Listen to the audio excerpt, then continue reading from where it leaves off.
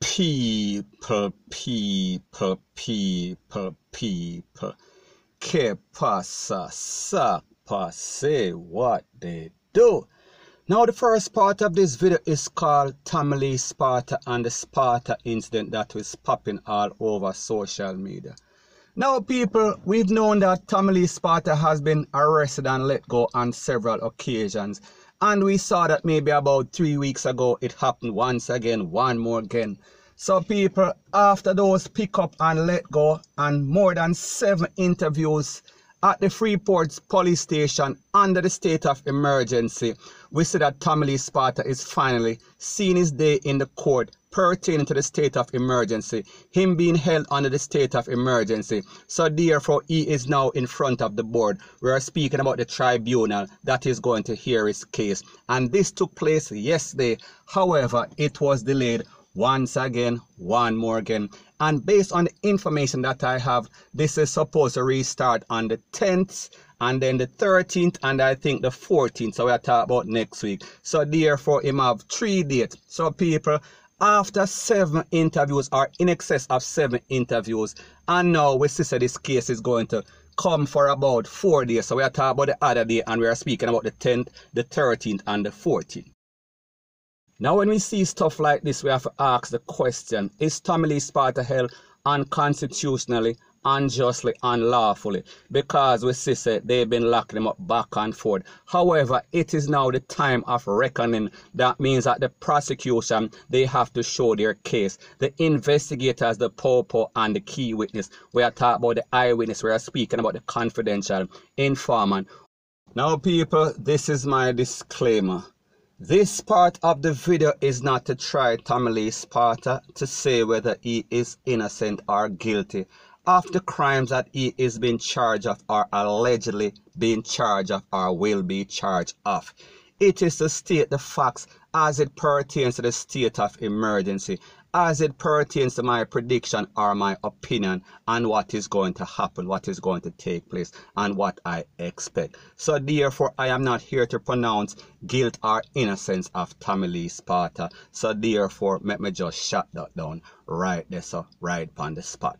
And people, let me make it abundantly clear. I think that the confidential informant is going to be somebody as notorious as Cray or Crayman or somebody along the line. I am speaking about somebody with some sort of inside information based on the confidence that they have and based on all that we've seen transpiring as it pertains to members of the Sparta gang uptown, downtown getting busted lately. We're speaking about by the P0L, point blank and period.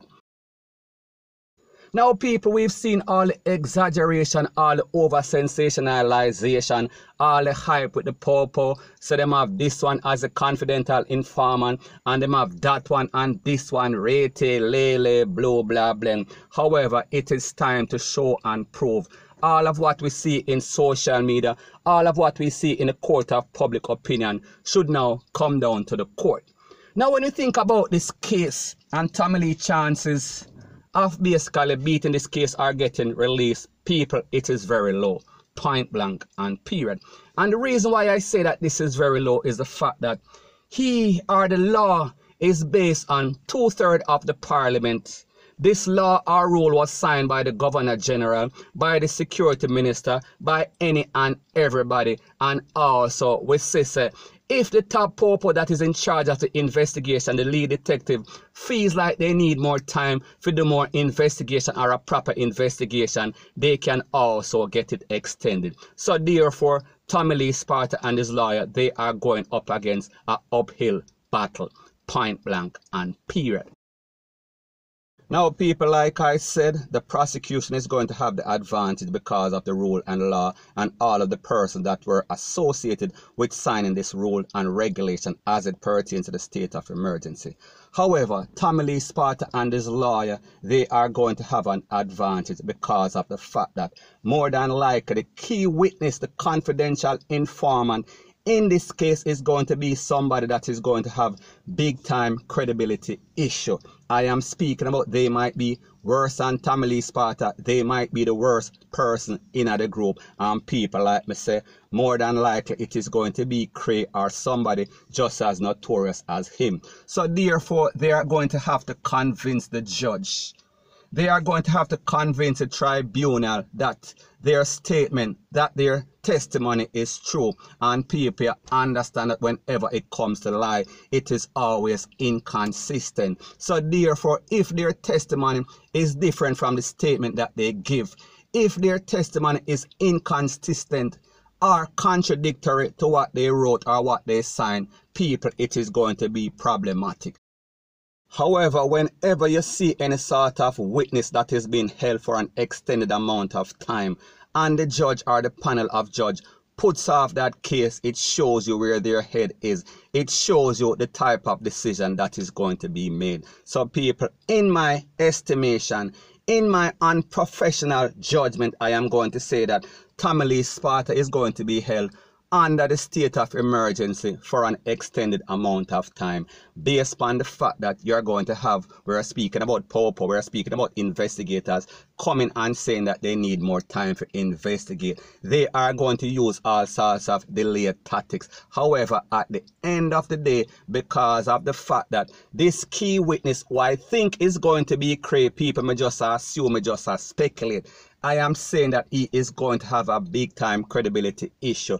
He is going to be very inconsistent in his statement and testimony because people, more than likely, he is going to lie.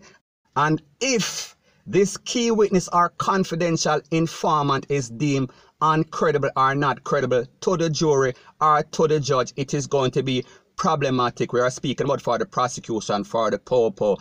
So people, like I said, based on what I see transpiring, it seems like the justice system is going for an overkill. It seems as if they are over-sensationalizing this whole thing. It seems as if they are over-exaggerating this whole thing. And I think that it is going to blow up. I think that it is going to come back and haunt them. Point blank and period. So people, like me say, it is just my views and opinion. It is not the gospel. Your views and opinion can be respectfully different from mine. But let me know what you think in the comment section. Bless up. Now, before I move to the next part of my video, please subscribe to my next channel. It is called Jamaica Dancehall Source. I'll be pinning the link to that channel in the description of this video. And also, please subscribe to this channel where I'm speaking about true Jamaica buzz. And when you subscribe, please press the notification bell or icon and also press all in the option. Now, the next thing that is popping in the news is that we see that the St. Anne's P0L, they are searching for a group of robbers that are going around carrying high-powered rifles, and specifically we are speaking about M16 rifles, and they are robbing members of the community in that parish. We are talking about St. Anne's. Now, based on the information, it is said that they struck on Tuesday evening at about 6 p.m. in the community of Hibiscus Way. We are speaking about in Seville Heights. And based on the accounts of the complainant, we are speaking about the businessman. He said that he was home along with his wife. He was in his driveway when the group of men in a white Tida motor vehicle come out and basically assault them. He said that out of the two, 3 men were carrying, we are speaking about M16 rifles. So people were talking about some serious ammunition. And he said that he was robbed of his licensed fire piece and also 22 rounds of ammunition and also cash and also personal belongings. So people, we see these thieves nowadays, they are barefaced. And no matter how them say the thief or the gangster them getting killed, it is as if it does not dawn on them. It is as if them don't care. It is as if they are still desperate. It is as if they want to just basically lose them life. It seems as if they are on some sort of, we are talking about SUICIDAL mission. Because people, why would you be rolling around town, you are speaking about with 2 M16 rifles? So people, this tells me that these persons, they are ready for anything. And if them basically buck up in the P0L, we can expect to see an all-out, we are talking about shootout. We are speaking about people that scramble for them life. We are talking about people at DEAD on the spot. So people, it only shows you the way that Jamaica has plummeted as it pertains to these criminals, as it pertains to these gangsters. Them not really care, them not give a damn. point blank and period. So anyways, people, that is my views on the whole thing as it pertains to that. And like me say, it is just my views and opinion. It is not the gospel. Your views and opinion can be respectfully different from mine. But let me know what you think in the comment section. Bless up. Now the next thing that is popping in the news is that people, we say these political followers, these political sheeps, they are taking the politics to the old time days we are talking about back in the 80s and back in the 90s, when they were basically using the shoot up to basically stop people from performing their job. We are speaking about the voters and we're also speaking about the politician. Now based on an incident that occurred in a place called Kingston Town, we are speaking about in Upper Red Hills. I am speaking about a person whose name is Mr. Keith McCook, and he is a Jamaica Labour Party councillor for that era. So basically what he said that he think that he was attacked, and people basically he said that at about 9 p.m. he was chilling on his veranda when he was summoned by some men on a bike. When he looked on the bike, he thought that he knew the person. So people, the man say, as soon as he came off his veranda step and stepped around him car, him hear all sort of pie.